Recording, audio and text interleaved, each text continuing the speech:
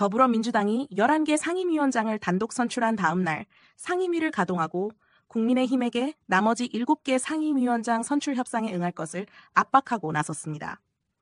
국민의힘이 의사일정을 보이콧할 가능성이 큰 가운데 민주당은 13일 나머지 7개 상임위원장을 국민의힘이 수용하지 않으면 단독 선출해 18개 상임위를 가져와 국회를 정상화하겠다는 계획입니다. 민주당은 13일까지 7개 상임위 위원장 선출안을 제시할 것을 국민의힘에 최후 통첩했습니다. 정청래 법사위원장은 국민의힘에게 회의 참석을 촉구했습니다. 정청래 위원장은 자신의 페이스북을 통해 법사위 열차는 항상 정시에 출발한다며 이같이 적었습니다. 정 위원장은 시급히 처리해야 할 산적한 현안이 많다면서 국회법에 따라 법과 원칙대로 현명하게 법사위를 운영하겠다라며 곧 법사위 첫 회의를 소집할 예정이니 국민의힘 법사위원들은 착오 없길 바란다라고 국민의힘에게 깨알 경고를 날렸습니다.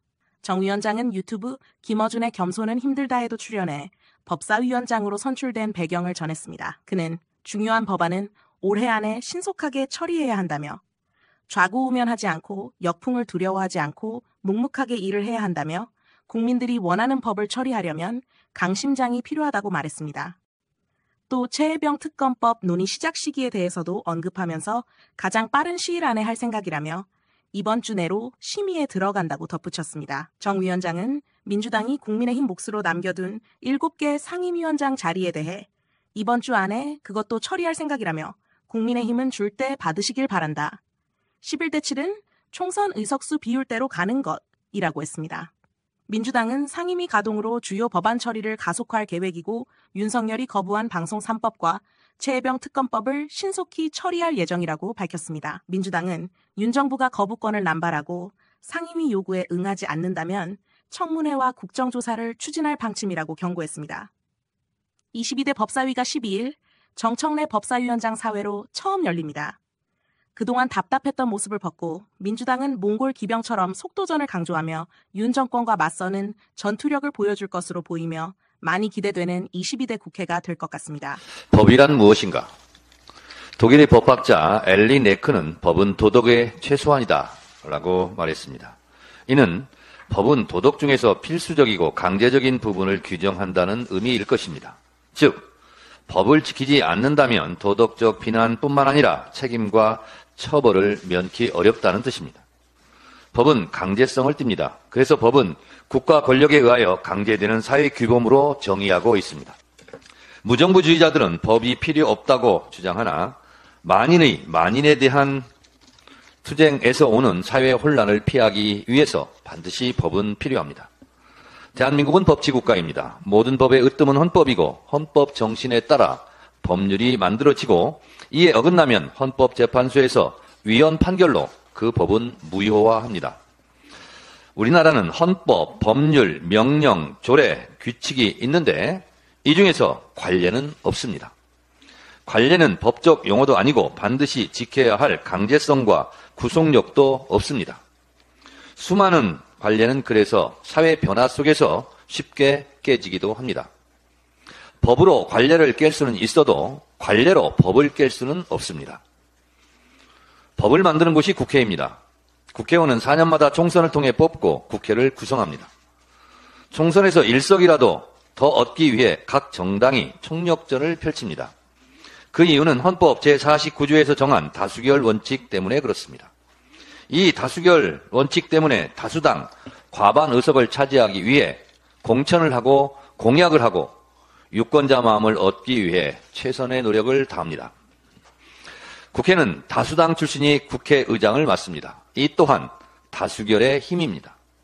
이 다수결 원칙이 아니라면 총선에서 굳이 다수당이 되려고 노력할 필요가 있을까요?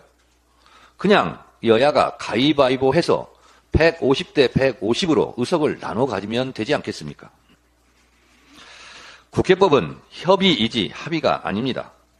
최대한 협의하되 협의가 되지 않으면 다수결로 의사결정을 할 수밖에 없고 또 그래야 식물 국회를 면할 수 있고 그래야 일하는 국회로 국민의 기대에 부응할 수 있습니다. 국회의 의사결정 과정은 안건 상정, 안건 토론, 표결, 승복입니다. 승복하지 않는 자, 민주주의자가 아닙니다. 소수정당의 목리로 모든 사안을 합의해야만 통과시킬 수 있다는 주장은 헌법과 국회법에 대한 몰이해이고 총선 부정, 총선 불복입니다. 국회법 제49조는 위원장은 위원회를 대표하고 의사를 정리하며 질서를 유지하고 사무를 감독한다라고 되어 있습니다. 국회법 52조 2항은 위원장이 필요하다고 인정할 때 위원회를 개의할 수 있다고 되어 있습니다. 더불어민주당은 국회법이 정한 대로 국회법에 따라 각 상임위를 열어 시급한 현안들을 시급하게 처리할 것입니다. 그것이 국회법을 준수하는 길입니다. 모든 상임위도 국회법을 잘 준수해야 하고 법사위는 더더욱 모범적으로 국회법을 준수해야 합니다. 법사위 현안인 최상병 특검 법안 등 법과 원칙에 따라 조속히 처리하겠습니다. 윤석열 대통령과 국민의힘은 합의 처리를 주장합니다. 윤석열 대통령은 합의 선출되었습니까? 야당과 합의 처리했습니까? 투표를 통해 0.73% 차이로 승리했지만 100% 독점적 행정 권력을 휘두르고 있지 않습니까? 윤석열 대통령은 야당과 합의해서 국정을 펼치고 있습니까? 오만과 독선, 검찰 독재, 경제 폭정과 외교 참사, 안보 불안 등으로 총선에서 심판을 받은 겁니다. 그 총선 민의가 현재의 국회 구성입니다. 국회 부정, 국회 거부권 행사는 총선 불복이자 국민 배신, 헌법 부정 행위입니다. 이런 정권 오래가지 못합니다. 헌법을 무시하고 헌법 위에 군림하려는 자, 헌법에 의해 처벌받고, 국민을 무시하고 국민 위에서 군림하려는 자, 국민에 의해 끌려 내려올 것입니다. 윤석열 정권, 국민의힘, 법을 지킵시다.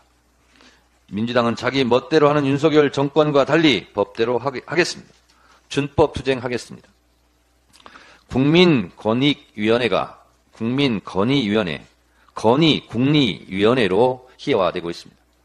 국민권익위가 김건희 명품 가방 사건에 대해 면죄부를 끊어줬는데 이는 최종적인 법적 행위는 아닙니다. 이 건도 사법적 절차에 따라 김건희 특검법을 통해 법적 처벌을 받을 수 있도록 법의 권위를 지키겠습니다. 님들은 멋대로 하지만 우리는 법대로 하겠습니다. 우리 모두 법을 지킵시다.